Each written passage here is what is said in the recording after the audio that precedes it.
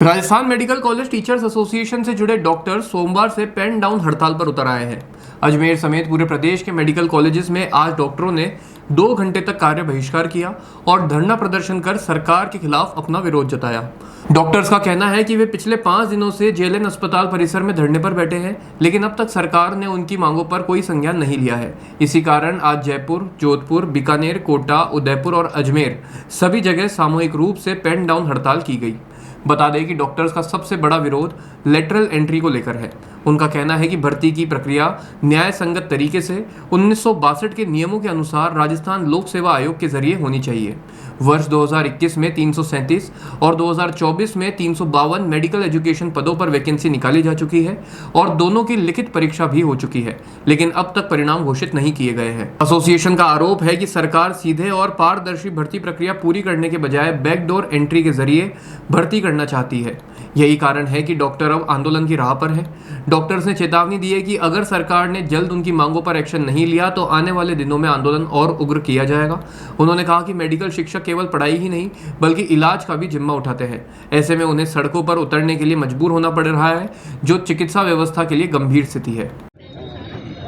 कितने दिन हो गए? ये धरने का आज 5वां दिन है और आज से हमने 2 घंटे का पेन डाउन 8 बजे से 10 बजे का पेन डाउन भी स्टार्ट किया है, क्योंकि इतने दिनों से सतत रूप से धरने पर बैठने के बाद भी आज दिनांक तक हमारी मांगों पर कोई भी सुनवाई नहीं हुई है, न ही किसी वार्ता चर्चा के लिए हमें कुछ बुलाया गया है। तो इसलिए अपनी आवाज़ सरकार तक पहुंचाने के लिए हमें ये कदम उठाना पड़ा है कि 8 से 10 बजे तक का 2 घंटे का पेन डाउन हमने आज से स्टार्ट किया है। और हमारी जो मांग है, जैसा कि आपको पहले से ही विदित है कि हम चाहते हैं कि कोई भी बैकडोर एंट्री नहीं हो। अब ये बैकडोर एंट्री किस वजह से की जा रही है? इस वजह से की जा रही है क्योंकि आरपीएससी में जो वैकेंसियां पिछले 5 सालों से निकाली जा रही थी, अब आरपीएससी एक ऐसी संस्था है जो सब जगह के लिए रिक्रूटमेंट करती है और वही एक लीगल चैनल है रिक्रूटमेंट का। अब वहाँ पर जो वैकेंसियाँ निकाली जा रही हैं उनके समय पर ना तो रिजल्ट आ रहे हैं, रिजल्ट आ जाते तो उनकी इंटरव्यू की प्रक्रिया नहीं हो रही है, इंटरव्यू की प्रक्रिया हो रही है तो उनके थ्रू जो रिक्रूटमेंट है, पोस्टिंग्स हैं, वो नहीं आ पा रही हैं। तो इस वजह से पिछले 5 से 6 वर्षों से जो चिकित्सा शिक्षा का क्षेत्र है उसमें वैकेंसी खाली पड़ी है। अब एक जगह अगर खाली पड़ी है, वहीं पे दूसरी जगह जहाँ भी कमी है, जो कि रूरल एरियाज़ हैं, डिस्ट्रिक्ट हॉस्पिटल्स, पीएचसी, सीएचसी हैं, वहाँ पर भी 40% स्पेशलिस्ट की कमी आज राजस्थान में बनी हुई है पिछले 2024 की रिपोर्ट के अनुसार।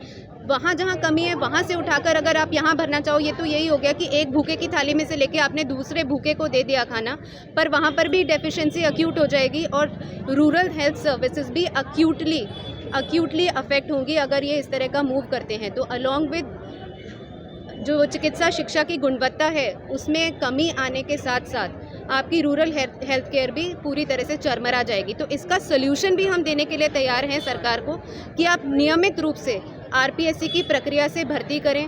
जो प्रमोशन है वो एनएमसी टीईक्यू 2025 के नियमों के अनुसार 4 और 3 साल में करें तो अपने आप जो चिकित्सक शिक्षक हैं आपको मिल जाएंगे, एलिजिबल गाइड मिल जाएंगे। जो यहाँ सीनियर डेमोन्स्ट्रेटर के पद पर इतने सालों से काम कर रहे हैं मेडिकल कॉलेजेस में, जिनको कि शिक्षण का भी अनुभव है, रिसर्च का भी अनुभव है, आप उनको असिस्टेंट प्रोफेसर के लेवल पे प्रमोट करें। तो अगर आप ये 3 कदम, बेसिक कदम जो सरकार के हाथ में है, आरपीएससी का टाइमली रिक्रूटमेंट, प्रमोशन एज पर एनएमसी टीईक्यू नॉर्म्स और सीनियर डेमोन्स्ट्रेटर्स को असिस्टेंट प्रोफेसर के पद पर प्रमोट करने का काम अगर सरकार कर देती है तो उनको किसी भी तरह की चिकित्सा शिक्षा के क्षेत्र में टीचर्स की कमी का अनुभव नहीं करना पड़ेगा। लेकिन अगर अपनी कमियों को छुपाने के लिए, किसी को फ़ायदा पहुंचाने के लिए अगर लेटरल एंट्री या बैकडोर से एंट्री कोई भी कराई जाती है, उसका हम पूर्णतया विरोध करते हैं। मैम, सपोर्ट भी किया आज आपको सीनियर डॉक्टर्स ने, प्रोफेसर सब हमारे समर्थन में है। सब शुरू से ही, जब से हमारा ये चल रहा है पीसफुल प्रोटेस्ट, सारे ही आरएमसीटीए के जो मेंबर्स हैं, चिकित्सक शिक्षक हैं, सब हमारे समर्थन में है। मेरा नाम डॉक्टर पूजा माथुर है, आरएमसीटीए अजमेर की सचिव। सर, क्या मांगे है? हमारी कोई मांग नहीं है। हम क्या मांगेंगे यार? हम तो देने वाले में से हैं, हम मांगने वालों में से नहीं हैं। हमारे तो दोनों हाथ खुले हुए हैं कि लो जिसको जो चाहिए, जिस हाथ से लेना है, लेफ्ट से लेना है, राइट से लेना है। हम क्या मांग रहे हैं? हम तो कम सिर्फ ये चाहते हैं कि जो मेडिकल एजुकेशन है उसका सत्यानाश मत करिए। एक एजुकेशन, एक टीचर ऐसा होता है कि जो अपना सर्वस्व देना चाहता है अपने स्टूडेंट्स को। आपको पता होना चाहिए कि अगर कोई आपकी तरक्की से खुश होता है तो सिर्फ 2 आदमी खुश होते हैं, या तो आपके माता पिता या आपका टीचर। वो आपकी तरक्की से खुश होते हैं, बाकी सारी दुनिया जलती है। मुंह पर कुछ भी कहें, टीचर आपकी तरक्की से खुश होता है। अगर टीचर अच्छा नहीं होगा तो स्टूडेंट कैसा होगा, ये इसमें कोई समझाने की बात ही नहीं है, इसमें कोई मांग की बात नहीं। हम चाहते हैं कि अच्छे टीचर इस प्रोफेशन में आए। हम कभी नहीं चाहते कि कोई कौन आए कौन नहीं आए, इससे कोई मतलब नहीं है। और अच्छे टीचर की डेफिनेशन क्या होती है? एक आपको स्क्रीनिंग एग्ज़ाम करना पड़ेगा। मैं इस देश में 100 बच्चे पास होकर गए, 100 बच्चों में साहब हम 5 बच्चे टीचर बनना चाहते हैं, 100 का आपने एग्ज़ाम लिया, जो बेस्ट 5 हो गए उसको तो एग्ज़ाम उसको दोगे, या चलो भाई पर्ची निकाल लो, ये 5 आदमी टीचर बन जाएंगे? ऐसा थोड़ी होता है। एक स्क्रीनिंग एग्ज़ाम होता है। वो स्क्रीनिंग एग्ज़ाम ये हमारे लिए कौन करता है? RPSC जो रिक्रूटमेंट एजेंसी है, राजस्थान पब्लिक सर्विस कमीशन, वो एग्ज़ाम लेती है, उसके बाद इंटरव्यू लेती है, उसके बाद छांटती है कि हमारे पास 500 एप्लीकेशन आई, 500 में से ये 100 बच्चों ने क्वालिफाई किया, 100 में से ये 40 बच्चे जो इंटरव्यू में पास हो गए, now they can become medical teacher. अब सडनली क्या होता है? नहीं साहब, जिसके पास में MD डिग्री है, चलो आ जाओ भैया, आपने 10 साल काम कर लिया, आप असिस्टेंट प्रोफेसर बन जाओ, जैसे 15 साल आपने काम कर लिया, आप प्रोफेसर बन जाओ। ये क्या बात हुई? जो आपने जो क्वालिफिकेशन के जो तरीके हैं, जो एंट्री के तरीके हैं, उनका भी सत्यानाश कर दिया। और आप सोचिए कि हम ये कोई बात ही नहीं कर रहे, हमारी कोई मांग ही नहीं है। हम चाहते हैं गुणवत्ता मेंटेन रहे, और ये गुणवत्ता मेंटेन करना हमारे लिए नहीं है, ये सब पूरे देश की जनता के लिए, पूरे राज्य की जनता के लिए, और वो जो कानून बना रहे हैं उनके लिए भी है। वो अगर जाएंगे तो उनको कोई अच्छा डॉक्टर ढूंढने के लिए मिलेगा, तो पता लगा ये डॉक्टर अच्छा नहीं है। और हम ढूंढते ना, शहर में पूछते भाई अच्छा डॉक्टर कौन है, गूगल में सर्च करते हैं अच्छा डॉक्टर कौन है, 4 आदमी से पूछते हैं कि अच्छा डॉक्टर कौन है। अब आप पूछेंगे सब नहीं साहब, वो भी नहीं, वो भी नहीं, वो भी, आपको सर्च में सब लिस्ट में 0, फिर कहाँ जाओगे आप लोग?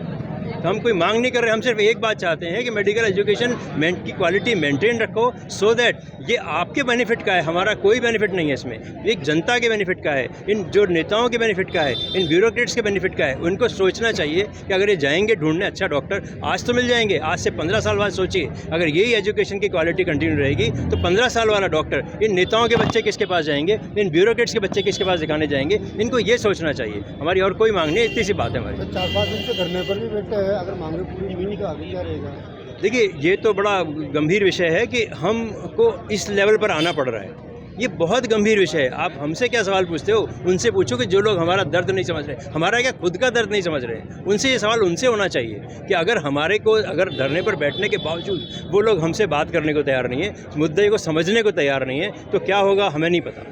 हम कभी नहीं चाहते कि हम किसी भी तरह से किसी भी व्यक्ति को परेशानी हो। हम स्वयं का कष्ट उठा रहे हैं। ये धरने पर वो लोग बैठे हैं जो आज छुट्टी लेकर बैठे हैं, अपने खुद की जेब छुट्टी लेकर बैठे हैं, इसलिए धरने बैठे हैं। कोई वर्किंग आदमी धरने पर नहीं बैठा है, बिल्कुल नहीं बैठेगा। हम अपने वर्क को कभी सफ़र नहीं करना चाहते, लेकिन हम चाहते हैं कि हमारी कोई सुने, किसी तरीके से सुने।